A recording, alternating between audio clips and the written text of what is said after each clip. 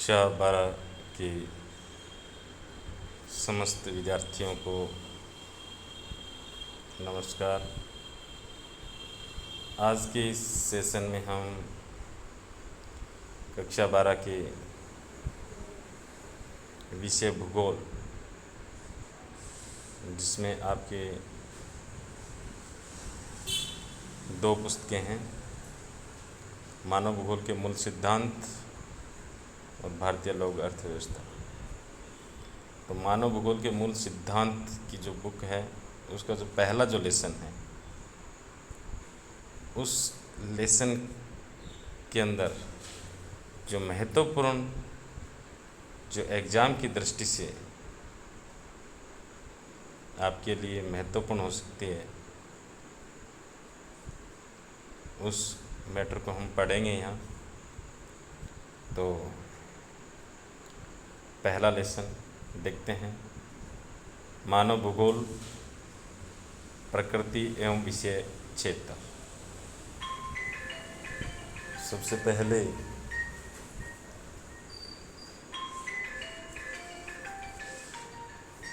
आज के इस सेशन के अंदर हम देख रहे हैं मानव भूगोल की शाखाएं। मानव भूगोल की दो शाखाएं हैं। नंबर 1 भौतिक भूगोल और मानव भूगोल। भौतिक भूगोल के अंदर भौतिक पर्यावरण का अध्ययन किया जाता है, जबकि मानव भूगोल के अंदर भौतिक या प्राकृतिक एवं मानवीय जगत के बीच संबंध, मानवीय परिघटनाओं का स्थानिक वितरण तथा उनके घटित होने के कारण और विश्व के विभिन्न भागों में सामाजिक और आर्थिक भिन्नताओं का अध्ययन किया जाता है। इसका मतलब ये हुआ कि मानव भूगोल के अंदर भौतिक पर्यावरण और मानव के जो क्रियाकलाप हैं, उन दोनों का अध्ययन किया जाता है, जबकि भौतिक भूगोल के अंदर भौतिक पर्यावरण का ही अध्ययन किया जाता है। तो इस प्रकार से ये जो दोनों आप बिंदु देख रहे हैं, एग्ज़ाम की दृष्टि से महत्वपूर्ण है दोनों ही, क्योंकि ये भौतिक भूगोल वाला जो ये क्वेश्चन है 2024 एग्ज़ाम के अंदर आपके रेगिस्तान में आया हुआ है, ये क्वेश्चन 2024 के अंदर। तो अब की बार आगे का जो 2025 का जो एग्ज़ाम होगा, तो हो सकता है उसमें मानव भूगोल की परिभाषा पूछ ली जाए। तो यहाँ से आप इसको ध्यान रखें। बाकी आगे बहुत सारे विद्वानों की परिभाषाएं दी हुई है, तो वहाँ से निश्चित रूप से प्रश्न है वो पूछे जाते हैं। आइए देखते हैं। एक ये देखिए, नोट लगा के लिखा हुआ है, जर्मन भूगोलवेत्ता राज्य और देश का वर्णन जीवित जीव के रूप में करते हैं। तो यहाँ से किसी भी प्रकार से आपसे प्रश्न है वो पूछा जा सकता है। रेगिस्तान के अंदर भी पूछा जा सकता है, या जर्मन भूगोलवेत्ता है वो राज्य को किस प्रकार से मानते हैं। तो उन्होंने राज्य की तुलना है वो जीव से की है, कि जिस प्रकार से जीव को बढ़ने के लिए स्थान की आवश्यकता है, उसी प्रकार से राज्य को बढ़ने के लिए स्थान की आवश्यकता होती है। तो इस प्रकार से आप इस को जरूर समझें, देखें। आगे देखिए, मानव भूगोल की कुछ परिभाषाएं दी गई है। उन परिभाषाओं में हम देखेंगे। ये आप देख सकते हैं कुछ महत्वपूर्ण परिभाषाएं।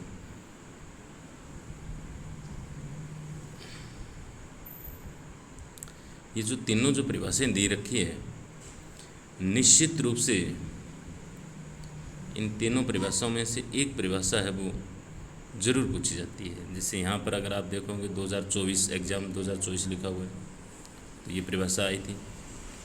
2023 का जो एग्ज़ाम हुआ था उसमें ये परिभाषा पूछी गई थी।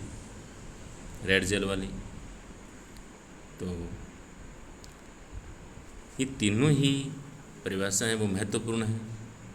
आप इसके अंदर थोड़ा सा याद रखने के लिए मैं बता दूं हिंट के रूप में, अगर संश्लेषित कहीं लिखा हुआ है इसका मतलब रेड जेल, परिवर्तनशील या फिर अस्थिर और क्रियाशील अगर लिखा हुआ है, चंचल लिखा हुआ है तो इसका मतलब सैंपल। और यहाँ अगर आप देखेंगे तो संश्लेषित अगर ज्ञान लिखा हुआ है तो इसका मतलब विडाल डी लाप्लास है जो फ्रांस के थे। तो आप देखेंगे रेड जेल जर्मनी के थे, सैंपल अमेरिका की और ब्लास फ्रांस के थे। यहाँ पर रेड जेल की पुस्तक एंथ्रोपोजोग्राफी के बारे में कई बार पूछ लेते हैं, बुक के बारे में, बुक का क्या नाम है, तो आप एंथ्रोपोजोग्राफी ध्यान रखें।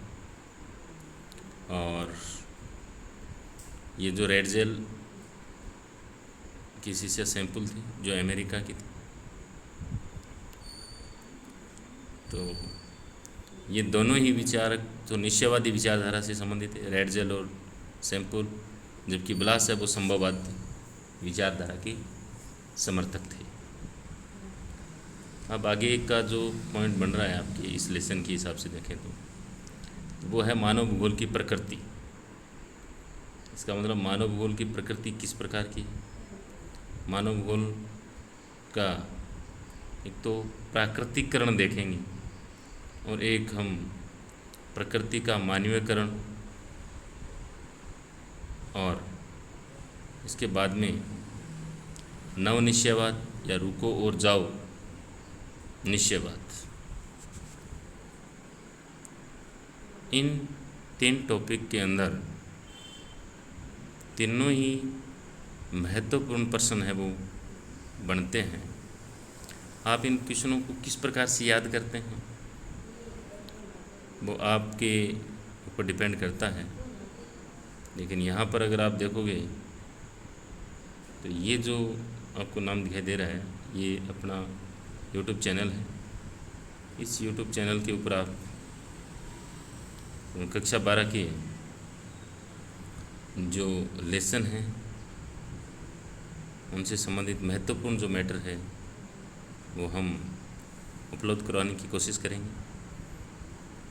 इसके अलावा महत्वपूर्ण एग्ज़ाम की दृष्टि से महत्वपूर्ण प्रश्नों को भी हम इस YouTube चैनल के माध्यम से उपलब्ध करवाते हैं।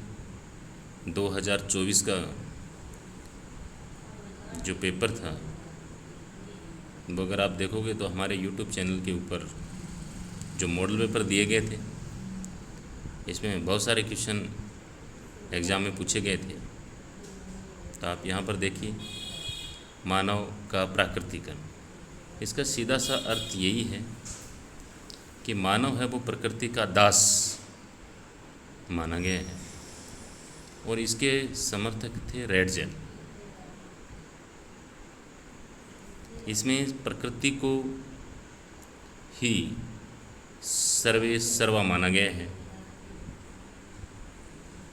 और इसको हम पर्यावरण निश्चयवाद भी कहते हैं। मानव प्रकृति का दास है। मानव के समाज सामाजिक विकास की आदि अवस्था, इस अवस्था में प्राकृतिक मानव की कल्पना की जा सकती है। जो प्रकृति को सुनता था, उसकी प्रचंडता से भयभीत होता था, उसकी पूजा करता था। इसका मतलब पूर्णतः मानव प्रकृति के ऊपर निर्भर है। इसका मतलब वो उसका दास है।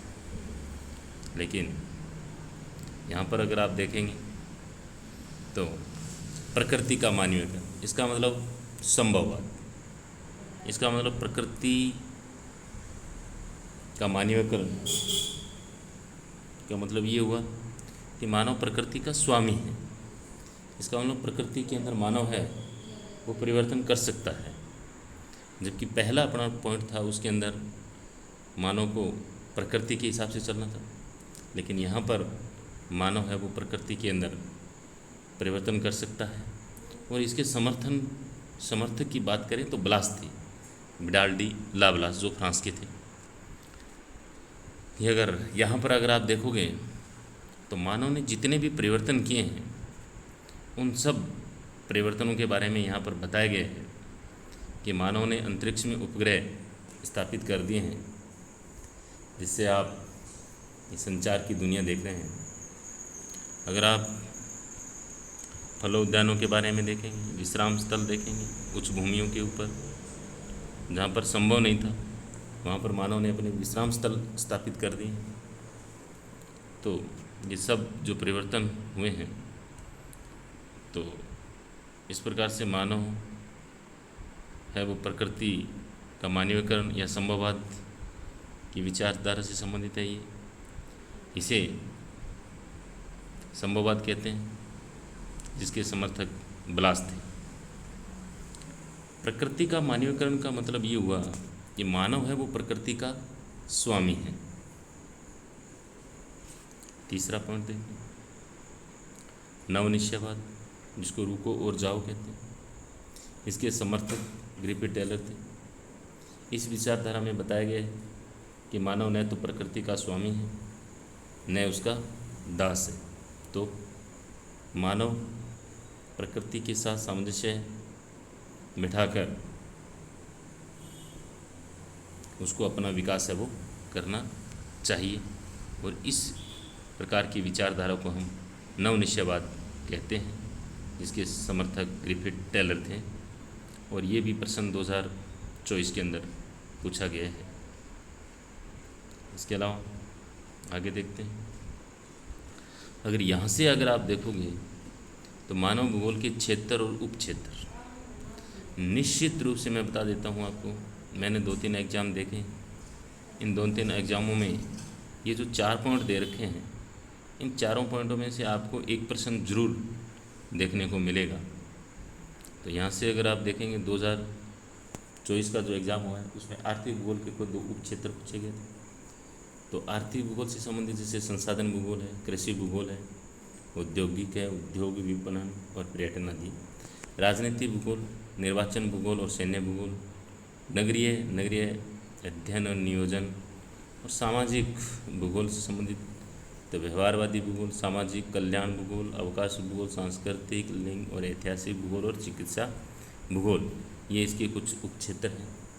तो यहाँ से भी निश्चित रूप से प्रश्न देखने को मिलते हैं। और अगर समय के गलियारे से मानव भूगोल की अगर बात करें तो ये 2-3 लाइनें हैं जो आप इसको देखना कि समय की अवधि के अंदर और उसमें होने वाले परिवर्तनों के बारे में बताया गया है। जैसे प्रारंभिक उपयोग जो युग था उसके अंदर मानव ने अन्वेषण यानी खोज से संबंधित कार्य है वो किए। इसके बाद में जैसे जैसे परिवर्तन होते गए तो उस समय के अंदर कुछ परिवर्तन हुए।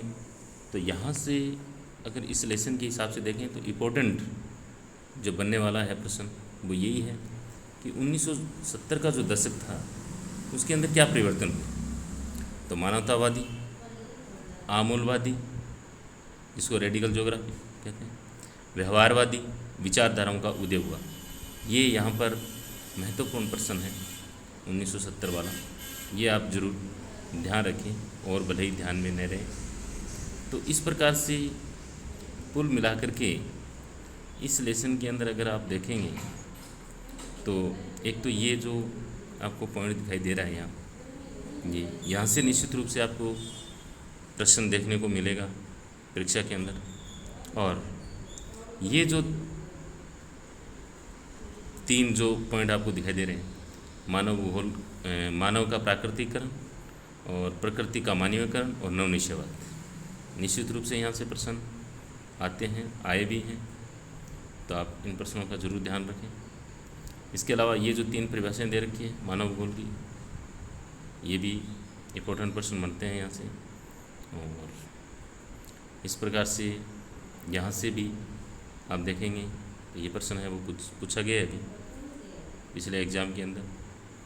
तो आप निश्चित रूप से इस लेसन को एक शॉर्टकट तरीके से आप पढ़ेंगे तो मेरा ये मानना है कि जो इतना मैटर है वो काफ़ी रहेगा इस लेसन का, और आपको निश्चित रूप से इसका लाभ होगा। आप इस लेसन को इस YouTube चैनल के ऊपर एक बार ज़रूर देखें और पढ़ें इसको, निश्चित रूप से आपको इसका लाभ होगा। ऐसे ही वीडियो हम हर लेसन के बनाने की कोशिश करेंगे ताकि आपको एग्ज़ाम के समय इसका लाभ हो सके। Thank you.